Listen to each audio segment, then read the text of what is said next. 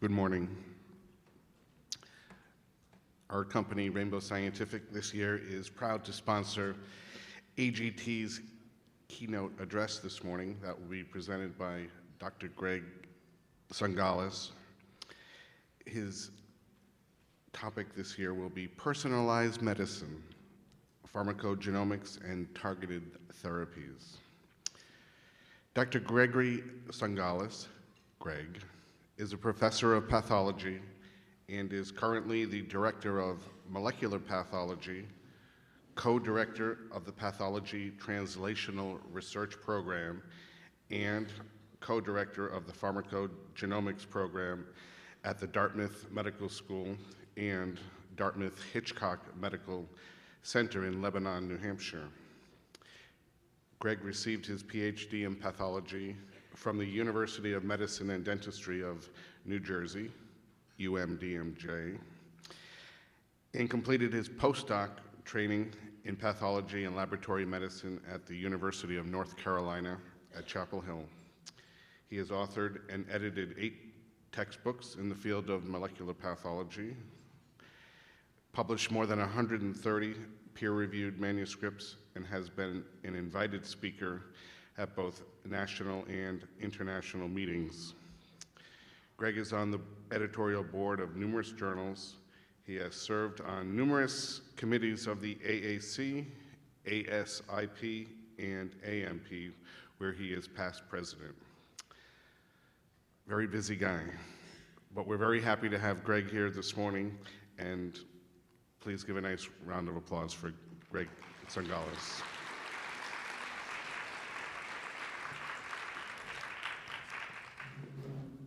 Well, thank you all for coming. I was afraid I was going to get up here and everybody would be in the open forum room next door or something.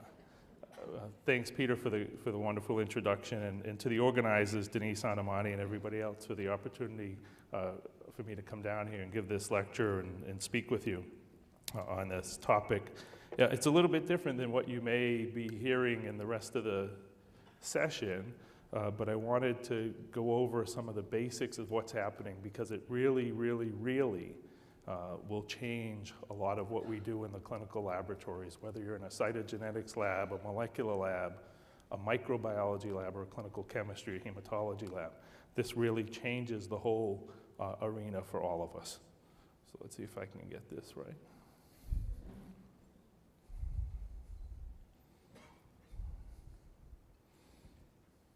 Okay, oops, sorry. Could we just go back one? Here we go. So this is what we're going to do in the next 15 minutes or so. I want to introduce pharmacogenomics, or the concept, to you, and then we'll review some specific things about cancer cell biology that are pertinent to pharmacogenetic testing. And we'll use cancer as the model because I think that overlaps a lot of what we do in our laboratories. And then I'll show you some examples of targeted therapy. And then finally finish with things that are changing and how quickly things are changing, because it's really quite difficult to keep up with everything. So on the left of this slide, you see probably 15 years ago the cover of Time magazine announcing the introduction of these new targeted, or these new small molecule drugs.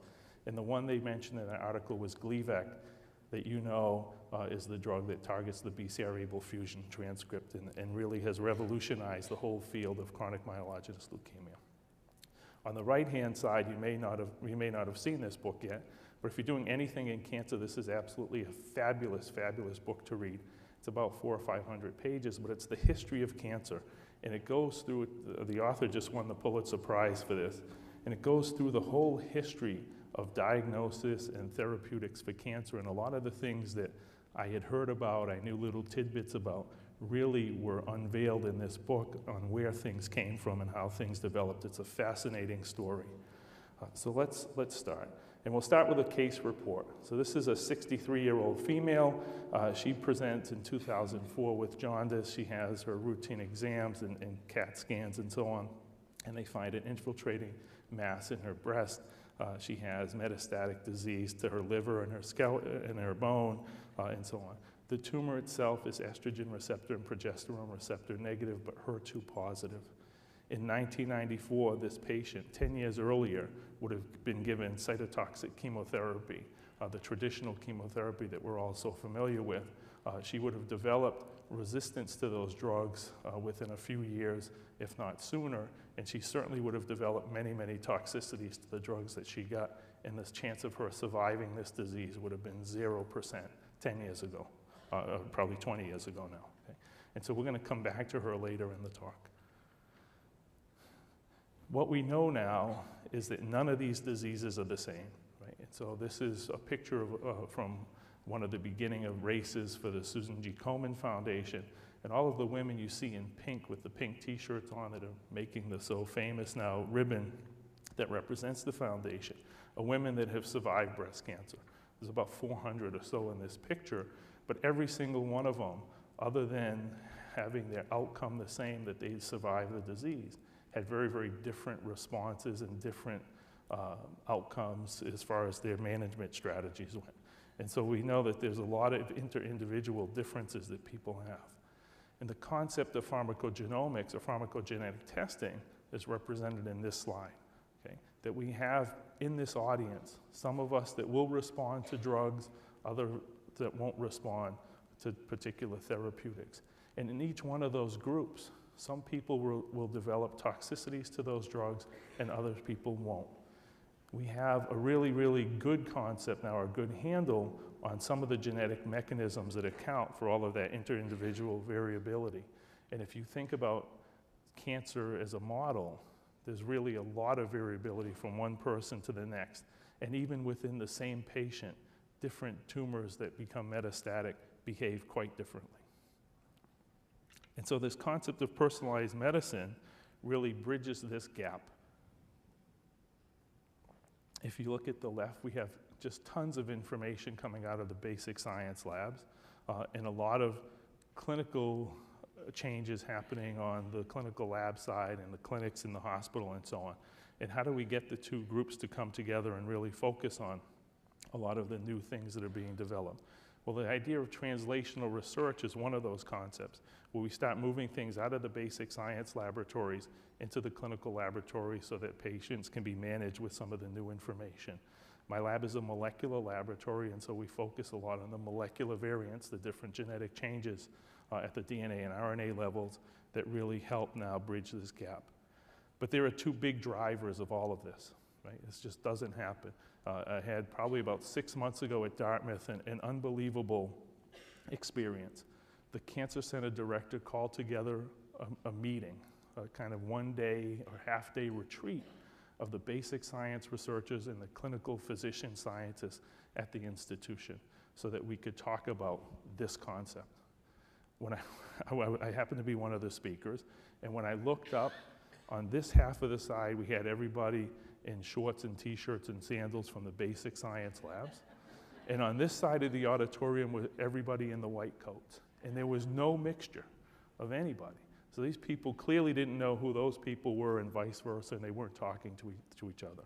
And so we have to get groups together to really advance the science into the clinic, because all of the therapeutics and things like that are moving very quickly. And the two biggest drivers of this, I mentioned one already, but one of them is technology. You know from being in the laboratory that technology is changing so fast now that it's quite difficult to keep up. It used to be, you know, a great PCR and a little gel electrophoresis instrument was all you needed to do some of these things, and that's changed dramatically. But the other key driver of this whole concept of moving things from this basic science lab to the clinic is this, therapeutics. And this has never happened before, right? All of the new novel therapies that are coming out that are targeting specific pathways in different cancers are really coming very, very quickly. But that's not the only area. It's probably the first area and probably the best model I can think of to explain the concept to you. But this is happening now with traditional genetic diseases, things like cystic fibrosis, where there are now small molecule drugs that reverse the mutation defects in the CFTR protein. There are things in cardiovascular disease, diabetes, and so on, that are all following along the same path that we're going to talk about today. So there's a lot of different things happening at the same time. The concept of personalized medicine is this, though, is that instead of, on the left, instead of looking at a patient, making a diagnosis, treating them with the average dose of drug A based on a randomized clinical trial data, and then seeing how they do, and if it doesn't work, switch them to another dose or another therapy, is really going to be history very, very soon. We're moving quickly away from that model to the model on the right, where after a diagnosis, based on a tailored or an individualized therapy management system, we'd be able to pick a right drug for the right patient and monitor them with that particular therapeutic that should have a much, much higher efficacy than the management system on the left. Okay? This takes us from a disease-based care system to a wellness-based care system. And I don't know how many of your employers have introduced wellness care programs, but it's happening all over the country where this whole idea of prevention is becoming a real model for our healthcare system. And so for personalized medicine, again, just to highlight the point, we want to go from picking the right drug, right dose, right patient, right time on the far right, away from this one-size-fits-all. And so if you've ever been, I had elderly parents a number of years ago, and bringing them to the physician, they would come out of their exam with a little brown lunch bag. And say, what's in the lunch bag? And they'd say, oh, these are my medicines. So we didn't even go to the pharmacy yet. And my mom would say, well, no, I'm supposed to try this one. This is a trial prescription, so I'll try this one for a few weeks. If that works, great. If not, I'm supposed to try this next one for a couple of weeks and down the line. And so we have to move away from that type of model because we waste a lot of time and a lot of effort and a lot of money, to be honest with you, in treating patients that way. So the idea, though, of pharmacogenomics is part of a much bigger scheme, right? You'll hear people talk about P4 medicine, personalized medicine with a P4 level, and this takes into account a few different things. The first is predictive, right? That we will practice predictive medicine, looking at disease risk much, much better than we ever have before, and we have to do this in order to maintain our healthcare system. We'll talk about preventive medicine as part of this system, where we look at preventative disease mechanisms, the whole concept of wellness, behavior, and so on. And we'll focus today on personalized medicine or individualized therapy and guided therapies for patients. But there's one other part of the P4 system that we can't ignore anymore, and that's participatory. That patients are becoming much, much more involved in their care, in decision making. It's not just going to the doctor anymore and having the doctor say, well, this is what you're going to do, this is the management strategy. Patients are actually coming in with their own management strategies, things that they've seen on the internet, things that they've read, focus groups that they've been to, and so on. And so they're a much, much more educated patient than ever before. And this, again, has its own logistical issues that we have to deal with. But why do we need any of this? Well, this is certainly a huge issue that you don't really hear too much about. But in the US, there are over 2 million adverse drug reactions every year. Out of those 2 million people, 100,000 or so will die because of a bad drug reaction they've had either in the hospital or at home, taking a prescription drug that they've had. It has a cost of over $70 million to the US healthcare system, which is huge. $70 billion to the US healthcare system. And it's really kind of a sad thing because when you look at therapeutics overall, on average in the US healthcare system, an inpatient is given up to 15 different medications during their hospital stay. And so these interactions, drug-drug interactions, drug-individual interactions are really a huge, huge issue. The efficacy of a lot of the therapies that we give is horrible. You think that some of these drugs have been around for a long time. We've known about the diseases for a long time. We should have much better therapies than what we have. On average, for the cancer patient, the therapies that they get are effective less than 25% of the time. Right? This is unheard of, considering back in the 70s, the Nixon administration declared a war on cancer. They created the National Cancer Institute and so on. That our therapies are still that bad is really not acceptable. But that's the best that we've gotten to. Right? This is all changing with some of the new therapeutics and some of the new knowledge that we have about the genetics behind our ability to either metabolize or use some of the drugs in an effective manner. So for the cancer patient, we have some individual challenges, right? So in this schematic, you see that we're not really trying to treat the systemic body with these therapies. We're looking to focus on a particular population of cells, the tumor cells. And so we need to know whether these tumor cells are going to respond to particular therapeutics or not.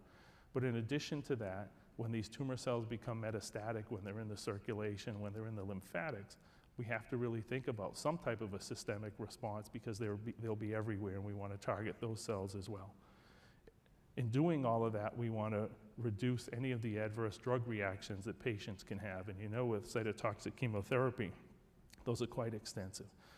In addition, we're not only looking at being able to look at the genetics of the germline, but we're looking at somatic genetics, right? The acquired abnormalities that the tumor cells have that they get during the development process of the cancer. And so these are all limitations of what we can possibly do. We'll go back to those in just a second. But here are some of the adverse events that happen with cytotoxic chemotherapy, your traditional standard chemotherapy that you hear of. And they're broken down into different stages of the timing from when they can occur, whether they're immediate, early, delayed, or late, and a lot of the different things that you can see there. And these are really, it's a horrible type of thing to go through. And if you've known anybody that's gone through chemotherapy and has had a bad experience, it's really ugly. It's not just bad, it's really, really ugly and stuff. And so we want to move away from this. We should be able to do better than this with all that we know about the disease, with all that we know about the biology, and with all that we know about the new ways of developing drugs. And so some of the other issues in oncology of this, I mentioned looking at germline abnormalities versus acquired abnormalities or the somatic mutations in cancer being one limitation or one challenge for us in the clinical laboratory. But the other is this, that cancer isn't a single disease, right? It might start in a single site in a particular organ, but it has the ability or develops the ability to metastasize to other areas. And so what do we treat? Do we treat the primary disease? Do we treat the metastatic disease? Can we treat both together and be effective in those treatments? What about the concept of the tumor itself and being invasive or in situ, right? It starts off in situ, but then it invades the surrounding tissue before it metastasizes to other areas of the body. And then the one concept that we're struggling with in the molecular lab is this idea of heterogeneity, right? The tissue heterogeneity, that no tumor is 100% tumor cells. There's all kinds of other stromal cells and inflammatory cells and stuff in there, versus the tumor heterogeneity, right? Cancer's supposed to be a clonal population of cells, so that first cell that acquires the abnormality replicates and gives rise to daughter cells, and they replicate and give rise to us. And it's supposed to be a clonal population of cells that have the same genetic makeup. We know now that that's not really true, that they have a certain portion of the genetics or the genetic components that are the same, but there are a lot of differences even within the same tumor, within the same patient. And that's becoming a bit of an issue for us. The percent tumor cell content gives us some challenges. And then this idea of minimal residual disease and how soon can we detect recurrence in patients? And can we monitor patients with a tumor load, kind of like a viral load like we do for HIV or hepatitis C?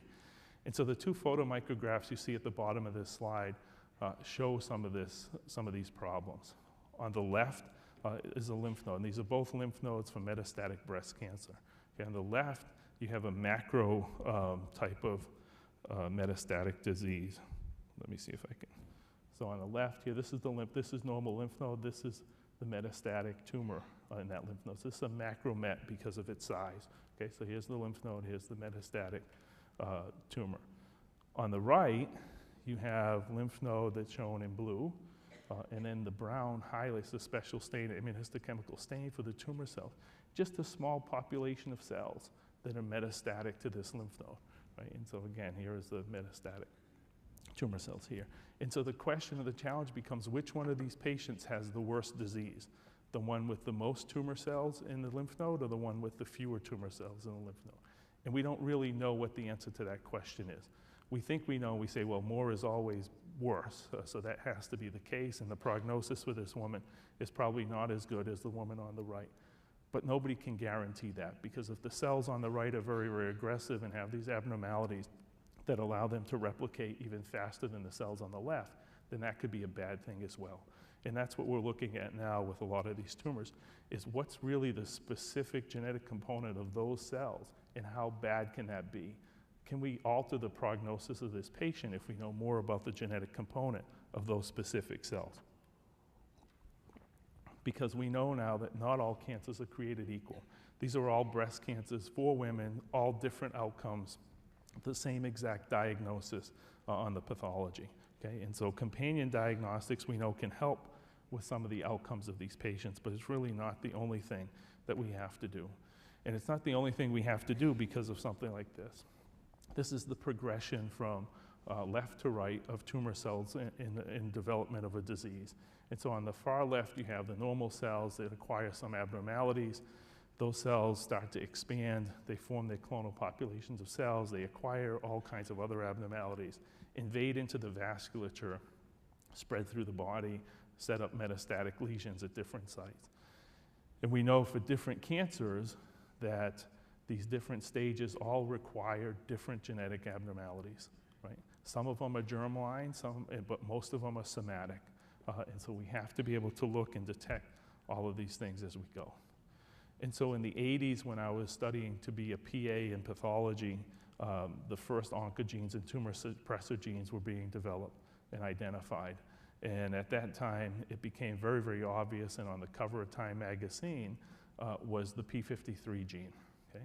Because if we had mutations in one gene, we could use those mutations as the new biomarker for cancer. This was going to be the test that would revolutionize cancer diagnostics. And we know now that that's not very true, even though it's been very helpful, it isn't true because of this. That in order for these tumor cells to go through that whole process of differentiation and developing metastatic disease, and so there are a lot of different genes that are involved, and a lot of different mutations, and a lot of different pathways.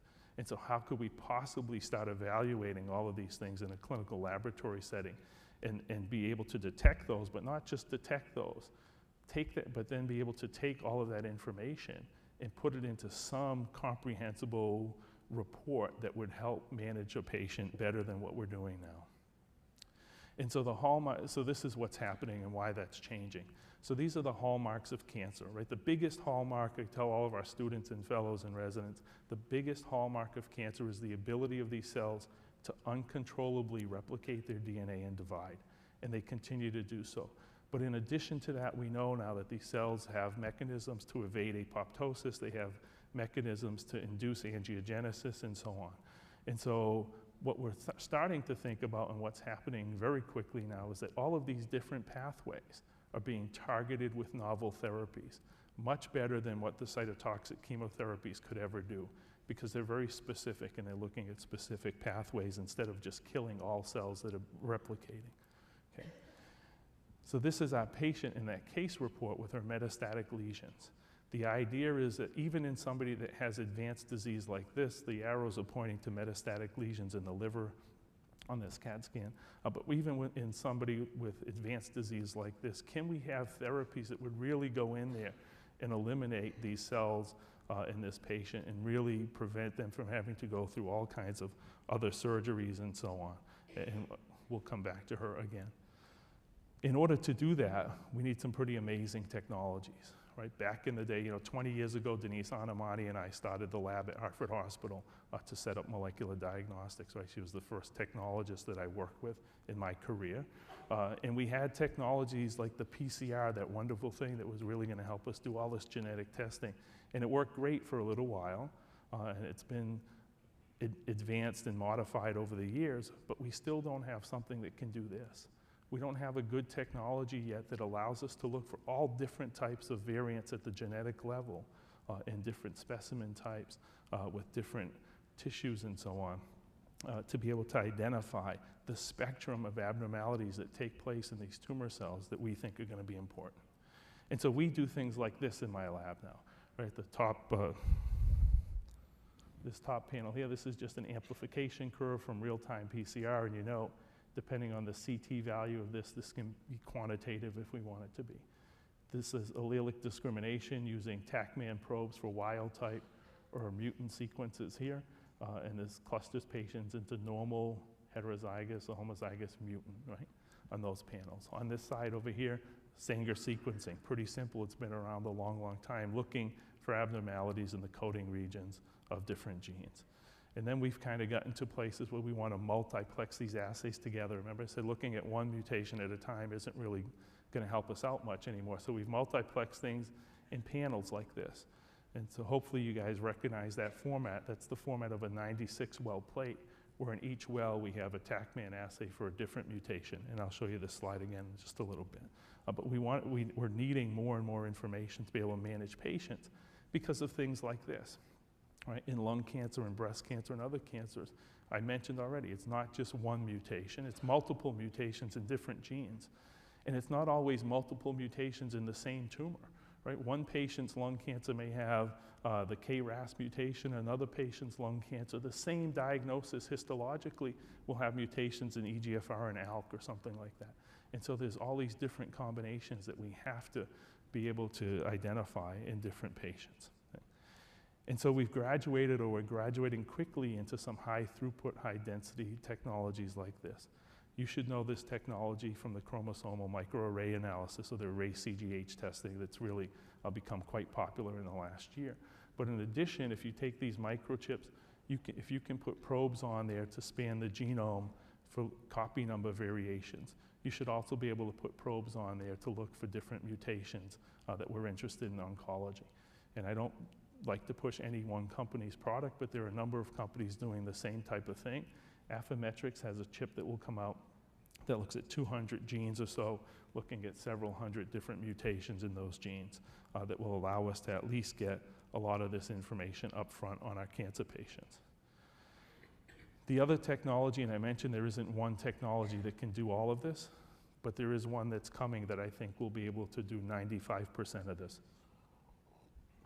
And again, without promoting one company's technology, we're interested in something called next-gen sequencing. Moving very, very quickly away from the Sanger sequencing that I showed you a few slides back into highly complex next-gen sequencing using chemistries that were beyond anybody's wildest imaginations. Some of them very, very simple, some of them very, very complex, to be able to identify massive sequence of data in individual samples all at the same time. And so with the ion torrent, it's a change in pH that they detect, but this is the instrument that's basically a very fancy fluidic station. Instead of pipetting all these reagents, we let the instrument do it. All of the sequencing is done on this tiny little chip, okay, in a very cost-effective manner. And so ion torrent, like other companies, is coming out with a cancer panel to look at all of the different mutations in numerous genes that we're interested in. And I keep saying we're interested in these genes and these mutations because they are the specific targets of novel therapies in these patients. And so here we have 46 genes, 700 plus mutations that we can detect in an 8-hour shift in the laboratory, okay, in individual patient samples. So this will really revolutionize how we do our cancer diagnostics in the lab. All of that gets to be focused on this, right? Well, here's our patient. They have a tumor that's identified by some type of imaging study. It gets biopsied. And then there are two possibilities. That the tumor cells are going to be positive for whatever the marker is, the biomarker is that's associated with the therapy, and that patient's going to get that novel therapy, and they have a very good likelihood of response. The other option that you think would be pretty negative is that that tumor sample's negative for all of the biomarkers that I showed you on that last slide. And so that patient isn't eligible for any of the new therapies. I think it's not so bad for that patient either, because now the physician or the oncologist knows up front that, hey, we have to do something different with this patient. We have to be much, much more aggressive with some of the traditional therapies. Maybe we use different combinations of some of the different therapies in this patient. And I think their outcome may not be as good as the person up on top here, but it still should be better than what it would be 10 or 15 years ago. So I have only a small table towards the end of some of the drugs, but here's that slide again with all of the different hallmarks of the different biological processes that go astray in cancer. And every single one of them, and then some, are being targeted by different therapeutics that pharmaceutical industries are developing. And so it becomes really an issue for us now not to be so good at making a diagnosis, but to be very, very good and very accurate in identifying which tumor cells have the particular target of the therapy. Because the therapies are very, very effective, but they also are not without their own side effects, and they're also very expensive. And so let me show you a couple of examples. The first example, the hallmark is breast cancer. Okay? This has been done by pathologists for many, many years. What you're seeing on the left is an immunohistochemical stain for the estrogen receptor, shown here in brown.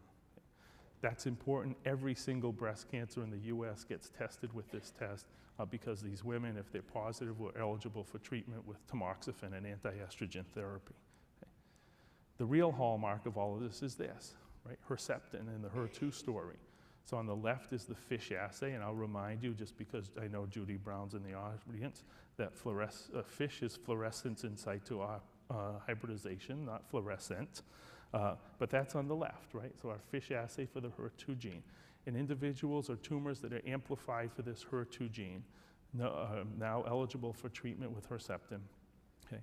This is huge. This was the first monoclonal antibody or targeted therapy that came out in human cancers, specific for a particular molecule like this. So it led to a whole new area of therapeutic development. And so I like to promote books that are not mine. And so here's another great book if you ever want a summer read or you're on vacation on a cruise someplace. It's a short book, but it's called HER2, The Making of Herceptin. It will open your eyes up to what it takes to get a drug developed in this country. It's an absolutely amazing story. And so let me tell you a little bit about HER2, because we've known, I read these papers about the HER2 oncogene back in the early 80s when I was in graduate school. And so we know that this is an oncogene. It codes for a transmembrane glycoprotein, and up to 30%, maybe 35% of all breast cancers have an abnormality in the HER2 gene. And that HER2 abnormality is complete gene amplification. Okay?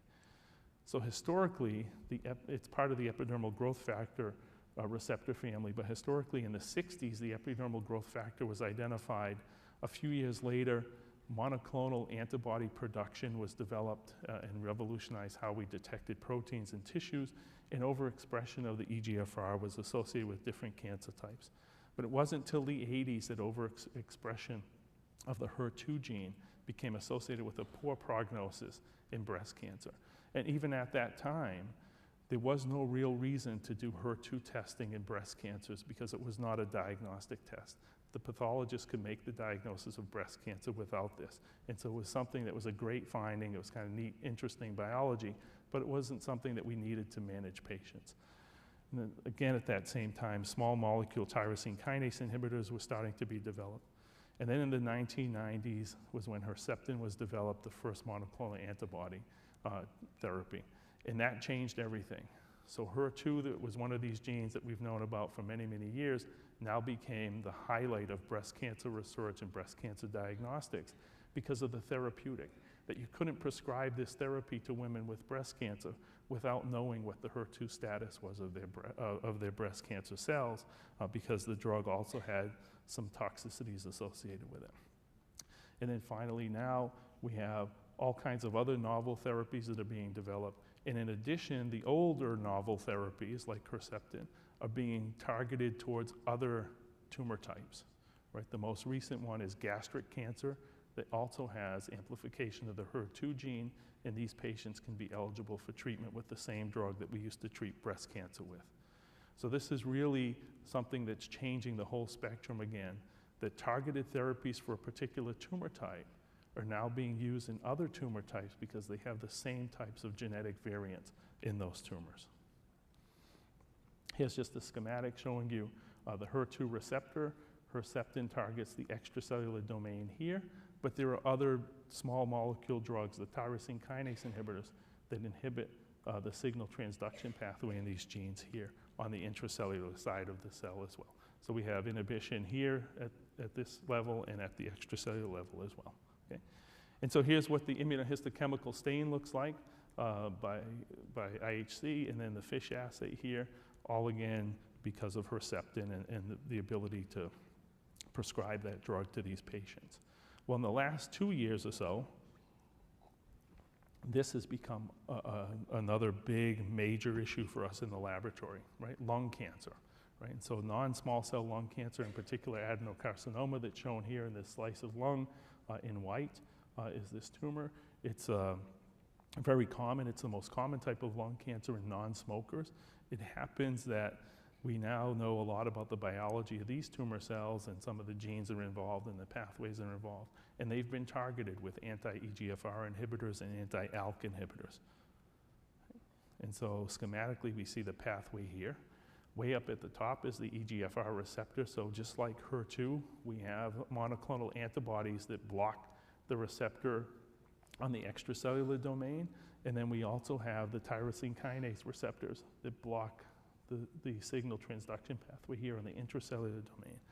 And then once you do that, those pathways are shut off, and they shut off all of the different key factors that we talked about earlier as hallmarks of human cancer. So they shut down those pathways, and the cells fail to thrive. So in EGFR, which is a very interesting gene, we look for a number of different mutations routinely in all of our lung adenocarcinomas now. In the EGFR gene, there are 2 different mutations, one in exon 19, one in exon 21, that account for the majority of these mutations. Okay? And so we screen for those very effectively in the lab, but maybe not as effectively as we would like. But those are 2 types of mutations that are different than the mutations we would think of normally. Right? If these tumor cells have these mutations, it's actually a good thing because they sensitize the tumor cells to the therapeutics. So if the tumor cells have these mutations, they're going to be more responsive to the drugs that we want to give. And so we can look for these one at a time in the lab, which makes me crazy, but we look at with a number of different technologies, we can detect these very quickly. But the interesting thing about EGFR is that it has another set of mutations.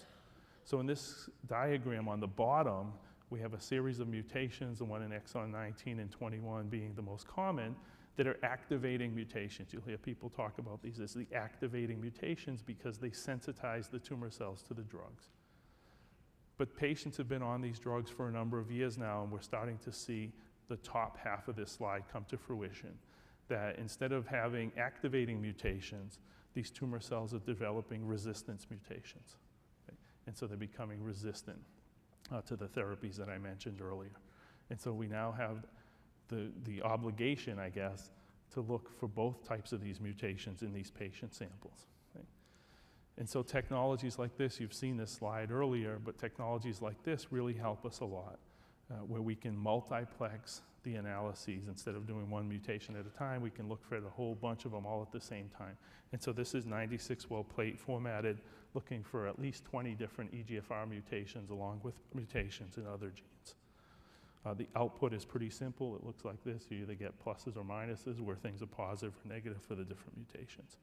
And there are new guidelines coming out all the time, and I think the guidelines are just a little bit behind the science sometimes. But this guideline is coming out this year for treatment of lung cancer and what we need to do in the laboratory. And so they recommend panels that look like this. Exon 18, 19, 20, and 21 in the EGFR gene, and then a series of other mutations in other genes. And so we're constantly trying to keep up with validation and verification of assays that keep us up to date with the guidelines. I came here yesterday, Thursday, so Wednesday morning I got a call from Jim Regas, who's our head of pulmonary oncology at Dartmouth. And he says, Greg, I said, hi. He said, did you go to the ASCO meeting? I said, no, I didn't go to the ASCO meeting.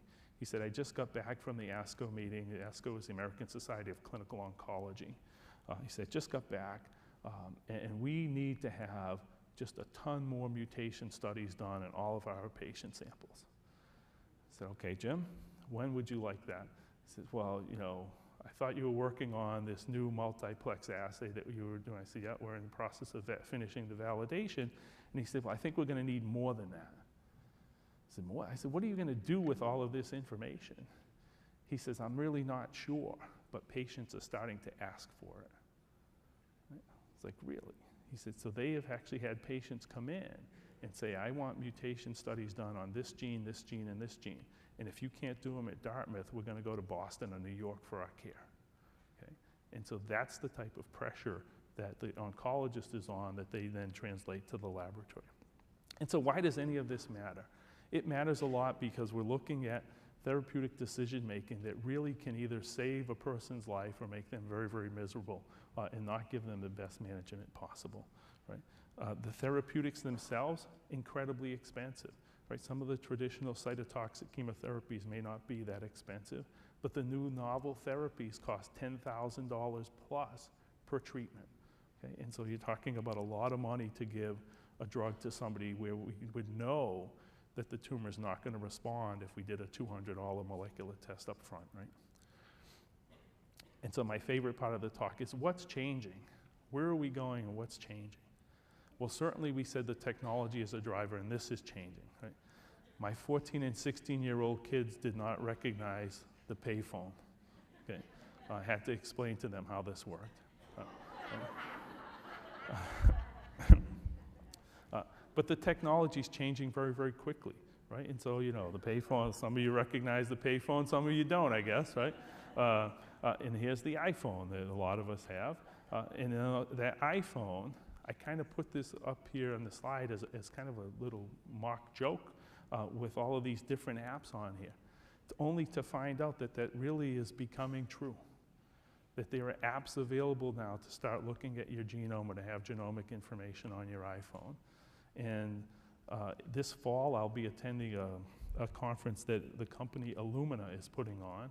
And Illumina will have an app for your iPad, software for your iPad, that will allow you to have your entire genome sequence on there, and you can analyze it with the application on your iPad, right? So this stuff is happening even faster than I thought would happen, okay? The other thing I said that was changing is this, the therapeutics, right? The time from when we start discovery work to the time that something ends up in the clinic hands of the physicians is very, very short. Look at BCR-ABL and Gleevec, 41 years from the time we knew about the translocation to the time Gleevec came about. EGFR, 26 years to the time we have anti-EGFR therapy. But KIT, ALK, BRAF, all under 10 years before therapeutics are coming out. And it's happening even faster than that with some of the other targeted therapies for other diseases other than cancer. Here's a short list of the therapies that are out there now in routine use and some of the targets that they have, including breast cancer, some of the leukemias and lymphomas, and some of the other solid tumors. But it's a list that's expanding very, very quickly. And there's a lot at stake for the pharmaceutical industries, a lot at stake for the clinical laboratories, and a lot at stake for the patients. Because cancer is becoming a chronic disease, right? If you look at, yes, a lot of people still die of the disease, but it's becoming a chronic disease. And with some of these new therapies, patients are going to live longer and longer and longer with their disease process. And we'll become monitoring process for them in the laboratory for what we have to do. So back to our case report. And so in 2004, this is when this patient presented, but in 2004, targeted therapy was also available, the Herceptin drug. And so this woman was given combination traditional chemotherapy with that targeted Herceptin therapy. Her tumor that you didn't see, but the Mets that you did see, completely regressed. She became completely responsive radiographically. And 8 years later, after her diagnosis, she's on maintenance therapy and is still alive and well. Okay? And so these therapies do work. Do they work the same way in everybody? They don't, unfortunately. And that speaks to a lot of the other variabilities that we've talked about. But in certain individuals, they're going to have really spectacular outcomes with these types of therapies. And so here's the slide that pathologists hate me to show. Okay? And so this is breast cancer. The yellow stuff that you're seeing is the normal fatty tissue of the breast. The white tissue is the tumor. Okay? And so here's the fatty tissue of the breast, here's the tumor. This is a gross photograph, and I like to ask people, or pathologists, from this gross photograph, can you tell me what the diagnosis is? And you look at this, and everybody in this room should be able to tell me what the diagnosis is, because I just told you, right? But if you were to look at this gross specimen, this is kind of squishy, fatty tissue. This is really solid, very, very firm, solid tissue. And you would be able to do that very easily. From this gross photograph, can you tell me what the prognosis is for this patient? And people will start citing literature and citing statistics and different percentages and so on. They say, well, how close is that tumor to the surgical margin of resection here? Are there any positive lymph nodes and things like that? And if you had a little bit more information, we could give you a better estimate of what the prognosis is for this patient. We'll say fair enough. Can you, from the gross photograph, tell me whether this patient's going to respond to some of the novel therapies that we just talked about? Right? And the answer is no. You can't do that from this. You can't even do it from a microscopic slide of this tissue. Okay? We have to dig a lot deeper to look at some of the other biomarkers that we have to be able to understand how this patient's going to respond to these types of therapies. Okay? And so I'm going to put my head on the chopping block, and you're going to think I'm foolish. But one of the things that I'm already thinking about, and others are already thinking about, is, does the diagnosis even matter, right? Does the prognosis matter? Other than maybe comforting the family and the patient, does it really matter, or does the last question really matter? Is this the thing that we're going to be focusing on the most versus the other two? Because right now, these things happen for us, right? Diagnosis, prognosis. Therapeutic response is after the fact. We do these things after they know that other information, right? And I'm thinking that probably in my lifetime, I'm going to see these questions reverse. And that the ability for a tumor, or the knowledge that the tumor is going to respond to a particular therapy, is probably going to be the most important thing that's going to determine what the patient's outcome is going to be. And so we have a lot of different capabilities now of looking at these types of things. And so I'll finish with this slide with conclusions. That we know that the right therapy for individual patient really does matter for tolerability and for survival. There's absolutely no question about that. How well the patient does, their quality of life, and so on can be really significantly improved with some of the novel therapies. We know that the knowledge of cancer genetics continues to grow rapidly, as does the clinical demand for genetic analysis, and this is not going away, right? I do think that all of the molecular stuff we're doing now is going to be supplanted by some other new technology, maybe some other biomarkers in the distant future, but for now, this is the best that we have. And that these molecular profiles are really going to drive decision-making as far as the types of therapies patients get, and certainly higher throughput cancer genotyping, or some type of technology that allows us to look at spectrums and profiles of these tumors is going to be much, much better than what we're doing now. And so I'll stop there. These are the groups of people in my lab that do all of the fantastic work that I get to talk about. But thank you again for the invitation to come and present, and certainly for all of your attention this morning. Thank you.